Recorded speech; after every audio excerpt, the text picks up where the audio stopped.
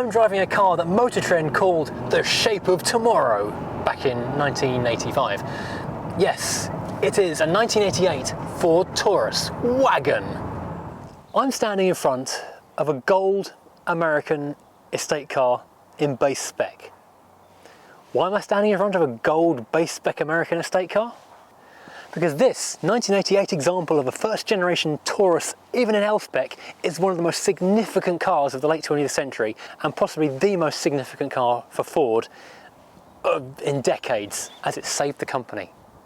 Drink it in, enjoy the smoothness of this aerodynamic shape. Well, it might not be very exciting to look at today, but in 1985, when this thing hit the market, this was beyond a revelation. The Taurus was built to replace the LTD. Now, if a frame is pastry and stewed apple is body, then the body on frame rear-wheel drive V8 powered LTD was as American pie, traditional American as any car can possibly be.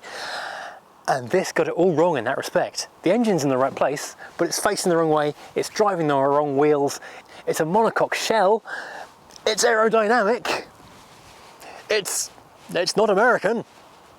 Well, not traditional American. Ford in the early 80s were on the brink of bankruptcy. Again, you notice this with car manufacturers quite a lot. They have big highs and impressive lows and need to be bailed out about every 20 or 30 years or so, it seems. Anyway, in the early 80s, Ford was in a make or break situation once again, and they threw everything into creating something totally new that was going to be the future. Now, obviously the styling, this aerodynamic sweeping look, was the future. They saw it in the Sierra coming over from Europe. They knew what was coming. They had to do something to match. Now, in the past, American car design was quite bitty and separate. So the exterior designers would work separately, the interior designers would work independently, and the frame designers would put a frame together, which is a morning's work basically. They've got two girders? Yep. Okay, pub. This was a whole new concept in American car design. Team Taurus, as they became known, led by Louis Varaldi, put everyone together. They put the designers of the interior, the exterior, the engineers working under the skin, all together so they could talk to each other and make a cohesive design that worked together. They also took focus groups, which is a new idea for American auto manufacture. They looked at every single component they were considering: steering wheels, door cards, gear shifts, seats, you name it, they showed it to the public. And then they went and bought the rivals. They bought Camrys and Accords. They even bought a 5 Series because they wanted to try and benchmark high quality. Stripped them to see how they were made, how they were building them to a profit, and how they were building them to a quality standard, because Japanese and German cars at the time were significantly better made than Fords of the time, if we're honest. Jack Telnack was in charge of engineering, Ray Everts designed the exterior on the sedan, and the easiest job of the entire project was the Wagon designer, Jeff Teague. He changed it from a 4-door sedan to a 5-door Wagon. I guess that was a busy afternoon. All worked together, so we now have something that actually works as a design. So the same concepts on the exterior are present on the interior. So you've got matching colour themes, for example, continuing shapes, everything works and flows. But this car is loaded with innovations. This curved front end doesn't seem very exciting today, but when you look at the previous 1980s, 1970s cars of America, it was vertical, 90 degrees up, 90 degrees across. This is curving in. This isn't a radiator. This ovoid orifice, as I've just heard it referred to, isn't an air intake. It's purely for decoration, so people feel more comfortable about the fact that there's something on the front. It's actually got something called a bottom breather, which sounds worse than ovoid orifice, frankly, to suck air in and feed the engine and the radiator. Ford were understandably worried about the reaction the public were going to have from this. So much so that even though this was slated to come into production in 1985, they kept on building the LTD well into 1986 in case the public hated it so much no one bought it.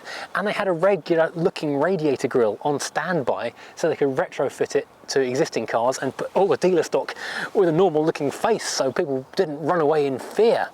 But they were wrong. This thing sold well. We'll come to that in a second. More of innovations first. Look at these headlights. Wraparound headlights. Even the indicators are wraparound but separate. This is not an innovation today, you might not think, but that Ford had to lobby the safety board, the NHTSA,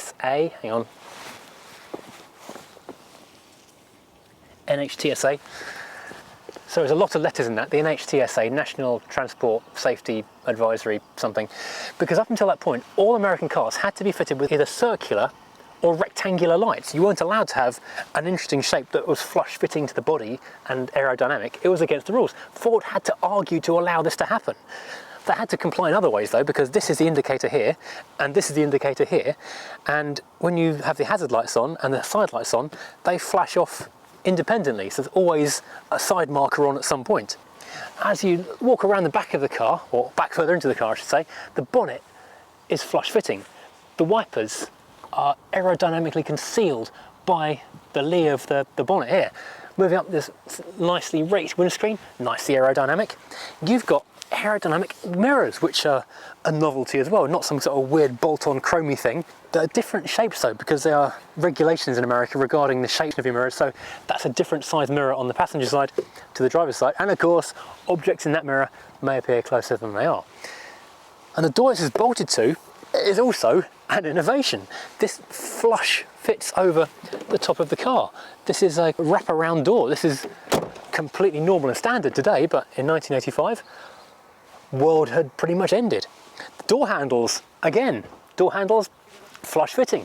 Who knew? You can make a door handle aerodynamic. Windows flush fitted. The wheels pushed out right into the edges of the wheel arches for better stability, better handling, better aerodynamics. Although looking at these base model wheel trims, they were trying to appeal, with the base model cars especially, to a traditional buying public.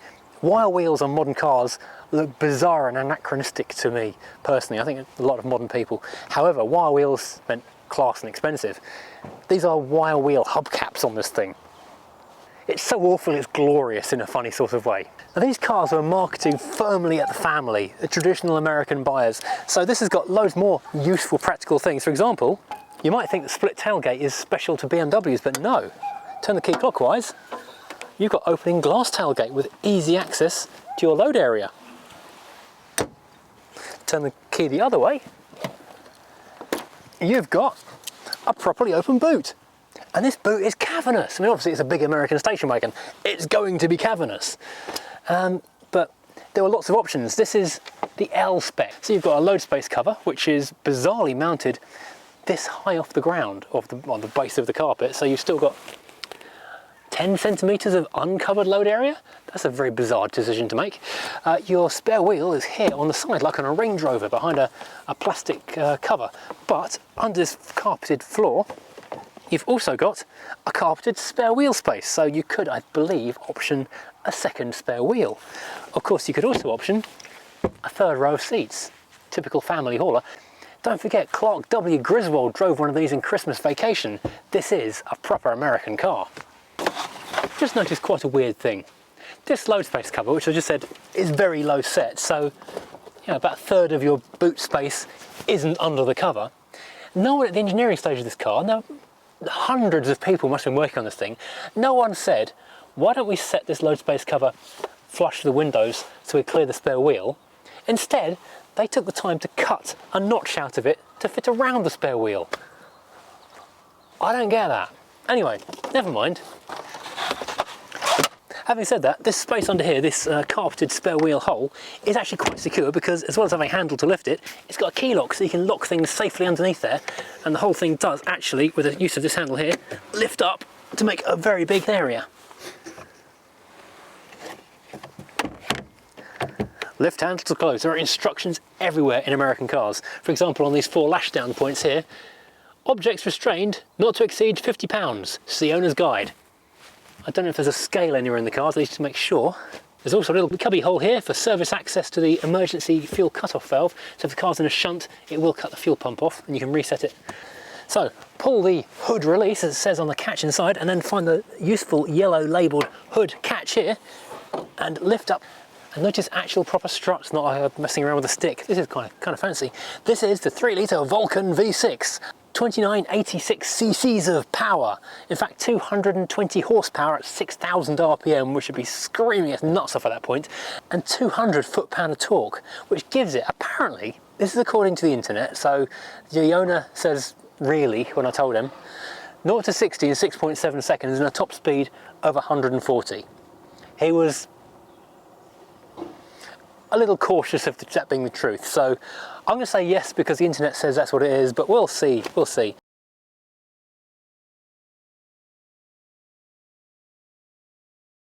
The Vulcan was an all-new engine for the car, which found its way into lots of other cars after this. There are a couple of engines, but this is probably the most popular. It came mated to the AXOD 4-speed automatic gearbox, which is again new for the car. There was a 4-cylinder 5-speed manual version available, which is called the MT5, which is aimed at the Japanese market, incredibly, in a tie-up with Mazda and sold through Autorama showrooms. They didn't do particularly well because due to the size of the car, it incurred horrific taxes, and so Japanese buyers didn't buy them in droves. But you know, it's not exactly a K car, is it? So what do you expect? Mechanical cruise was a standard fit item on this vehicle. Ford have put all the information you're likely to need on a handy panel down the front.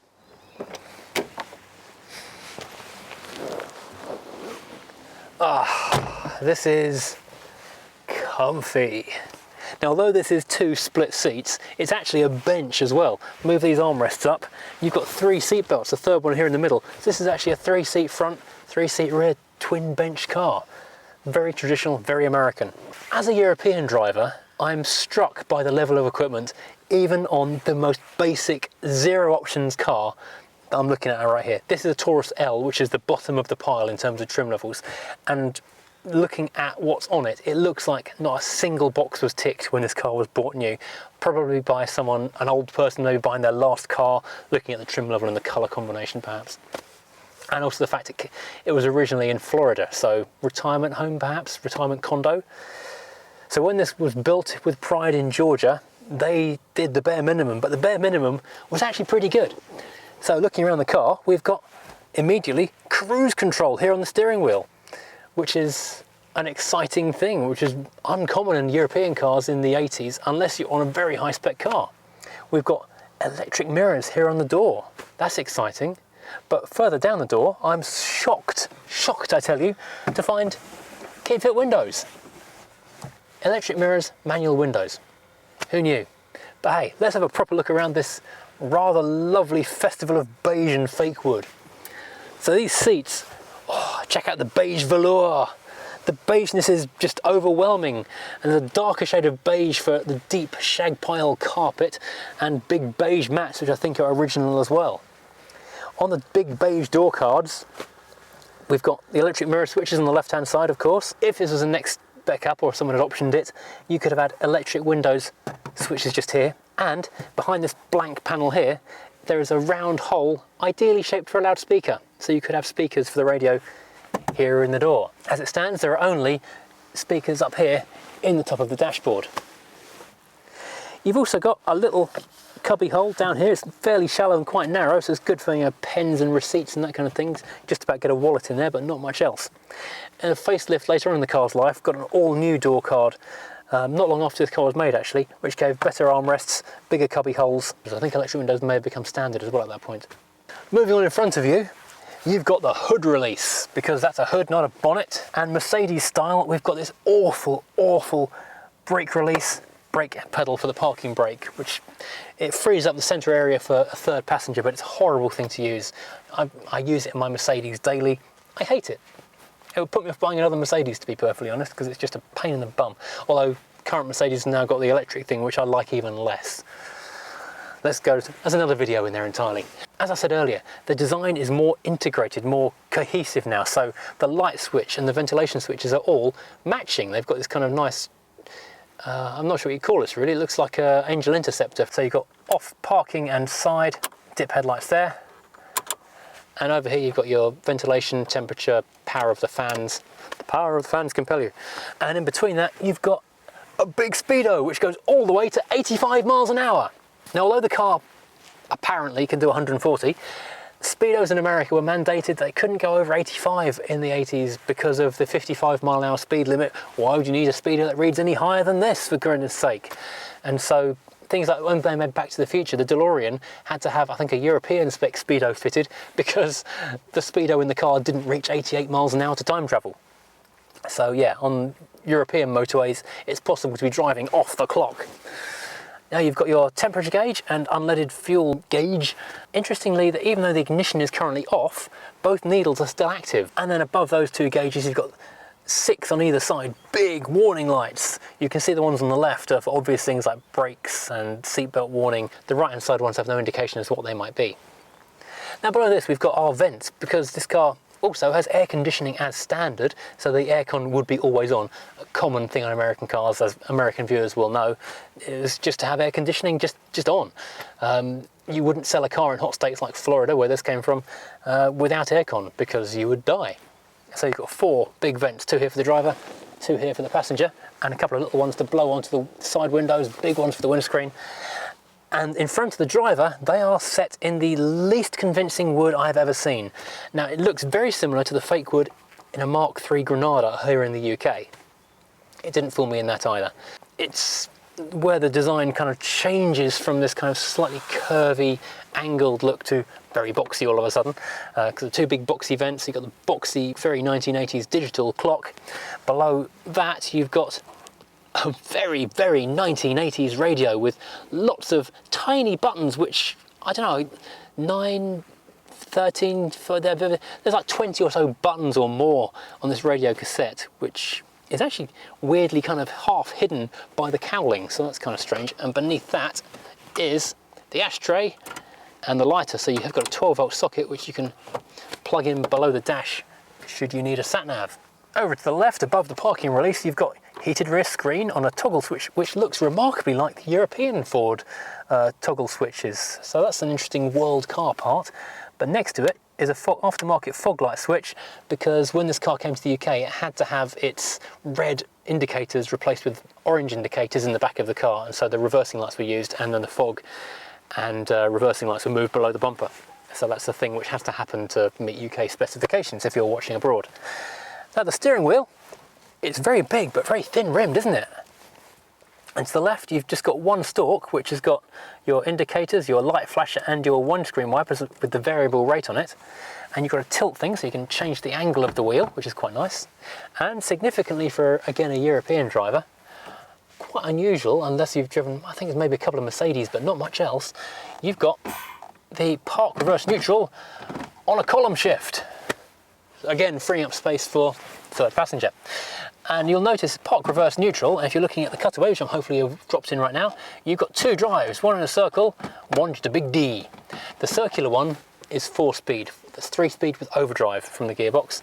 This one is 3-speed only. It locks out the overdrive, so if you need faster acceleration for going up or down a hill, that kind of thing, you can use that. And finally, you've got number 1 on the back. You can lock it in first, should you need to do so. Now, as I say, this is a base spec car, so there's not much in the way of toys beyond that. I mean, you've got cruise, you've got electric mirrors, and you've got aircon.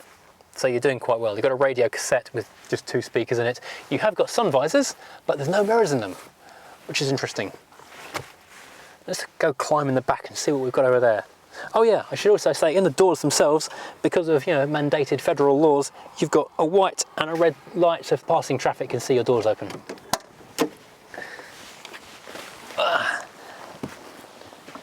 You wonder how many thousand family vacations were taken in the back of Ford Tauruses, kids kicking each other, battling across the Midwest. So you've got the same slightly unusual tray-shaped almost door handles to open the door. They're a little bit mobile. They feel like quite thick plastics, they probably won't break. No central locking in this car because it's a basic L spec. Little tiny ashtrays in the doors, so when your kids are bored they can have a smoke in the back. Wind up windows again. A coat hook, but no grab handles. I'm looking at this marking in the soft headlining, which looks like there are holes. In fact, you can feel there are holes behind it.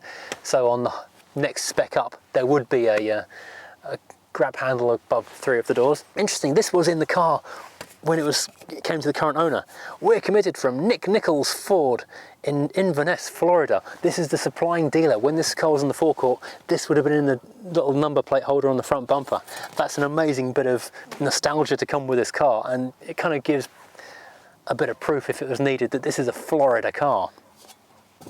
And these seats are really squishy. It's the same lovely beige velour as in the front. You've got 2 over-the-shoulder 3-point belts, a 3rd lap belt in the centre. No armrest, but it is a 60-40 split fold, so you can turn this big boot space into a massive cavern. We've got 2 more speaker grills in the ceiling above the boot. I don't know if there are speakers in there. It may only be the 2 front dashboard speakers in this car. and you've got a couple of little lights in the boot on either side at the back. You've got a centre dome light here, as well as the red lights in the door. You've also got lights under the dashboard below the glove box, which is nice. Right, V6 power. Grrr. Thankfully this does have very effective power steering, so it's nice and easy to manoeuvre the thing. Let's stick it in the overdrive version. Now let's not forget, we are in a left-hand drive car today, which freaks some people out driving in the UK on a left-hand drive car, and they instinctively start driving on the wrong side of the road or something crazy, or just can't figure out where the edge is. Having said that, I'm going to have to pull in because there's a Discovery coming, that's massive. But today, hopefully, nothing will go wrong.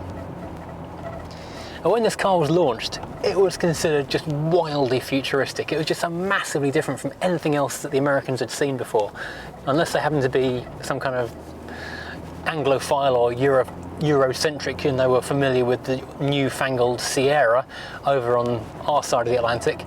This was just bizarre. It's so futuristic and advanced. Just find some real words for this thing. That in cinema, it became like a byword for future. In RoboCop, all the cops drove sedan versions of this. So yeah, this was an exciting, different, unusual car. The main rivals at Chrysler, Dodge, GM, and even a lot of journalists were absolutely convinced this car was going to be an utter flop. I mean, GM were rubbing their hands together with glee when they saw this thing, thinking, what have Ford done? They've shot themselves in both feet and then turned the gun on their head. They're not going to get out of this alive. But they were wrong, because in 1986 they shifted 200,000 of them. By 1989 they shifted 1 million. By the time the car was replaced by the Generation 2, they'd sold 2 million of the damn things. That makes it a success in anyone's book, frankly.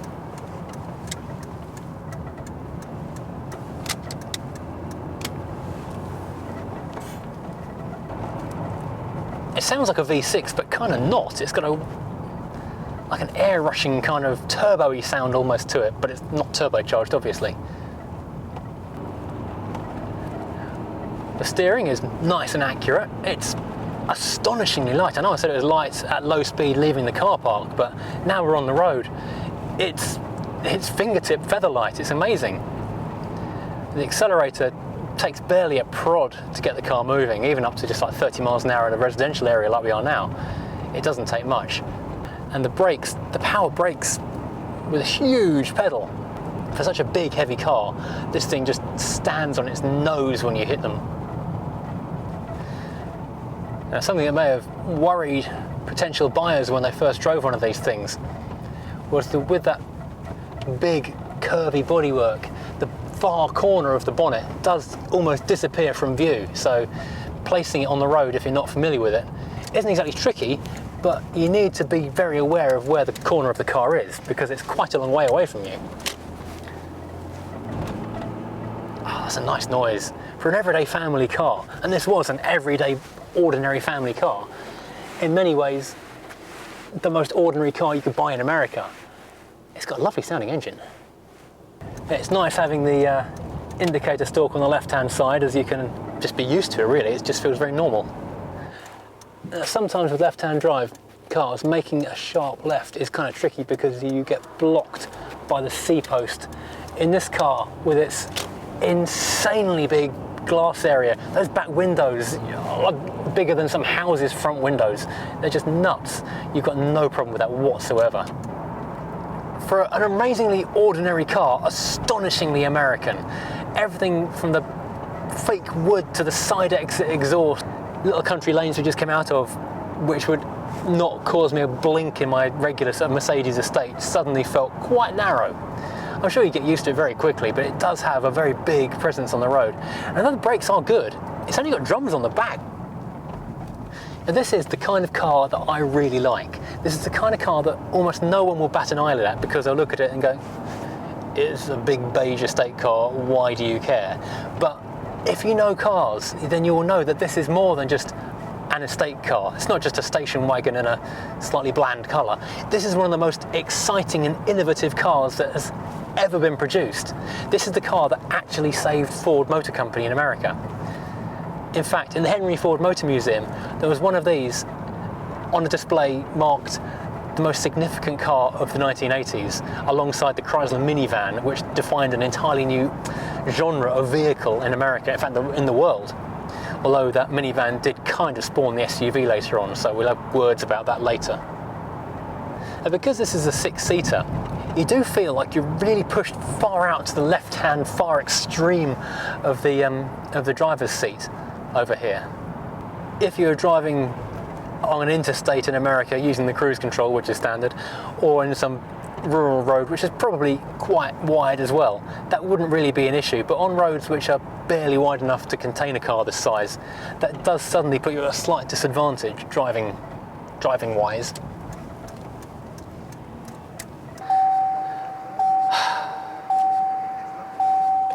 Why did it have to bing all the time? Yes, I know the door's open. This is a very big, very solid car, but the door clang is surprisingly, well, so tinny really. Such a big car, it's not such thick solid panels as you might expect for such a large vehicle. Now, one thing I didn't mention on this car is the complete absence of cup holders, which I find astonishing in an American car. There was a facelift during the Series 1 production which put a different door card here and a cup holder down here, but in this generation, well, it's early in the Generation 1s, no cup holders. Tea shelf, nothing at all. You put a cup of tea on there, it's going to be in your lap in seconds. So very poor design from Ford in that respect, considering they thought of everything else. They didn't think where to put your cup of tea.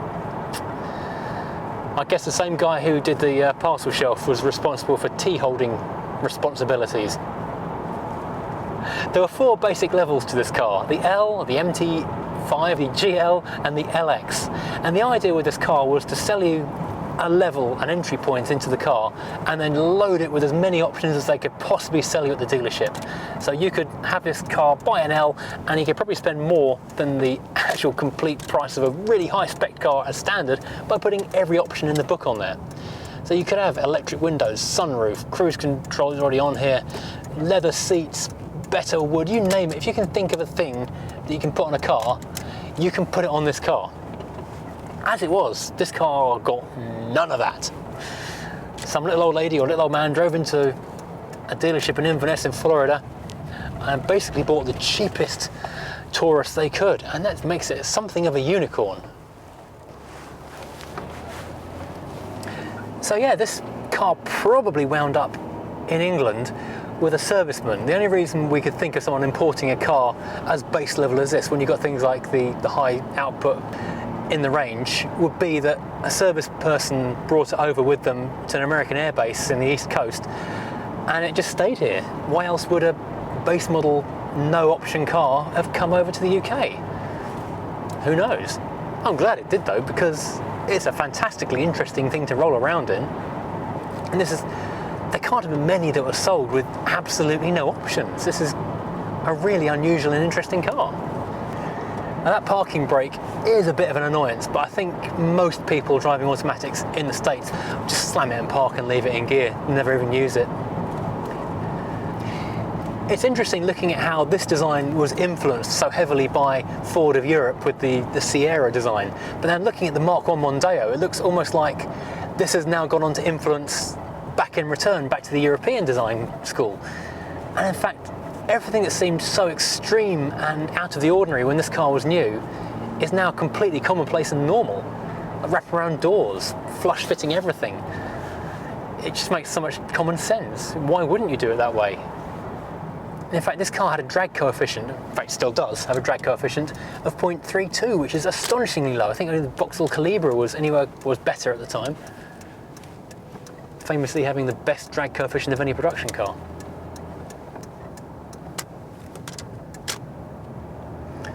It does lean a little in the corners, but that's to be expected. The car rides very high indeed. You're looking at it from the side, you see how much ground clearance the thing has got. It's a family hauler. It's going to be used for, camping, kayaking, driving down dirt tracks, but also even in the 1980s, a lot of roads in America were still, unpaved basic tracks. And this car had to be able to take everything fastest interstate at 55 miles an hour through to the crudest farm track. So this is a car for all men. A blue-collar hero, if you will. This car is just brilliant. This is the perfect road trip, camping trip, holiday car. There's so much space in the back for literally everything. I mean, you could just camp in it if you really wanted to. Just throw it in the back and just drive. And drive in comfort. This is a car that brought advanced, really futuristic, advanced motoring to the absolute masses of America. Every man in America could afford the most amazing car in the world. That's quite something. That's an accolade and a half. Well, thank you for joining me in this big chunk of everyday Americana, which I've really rather liked, and I might find myself on eBay a bit later on this evening. Thank you for joining me. Please hit like and please hit subscribe if you've enjoyed this. Then it makes a massive difference to making more videos and this channel improving and, you know, making it possible to carry on doing it. So thanks for watching, and I'll see you again next time.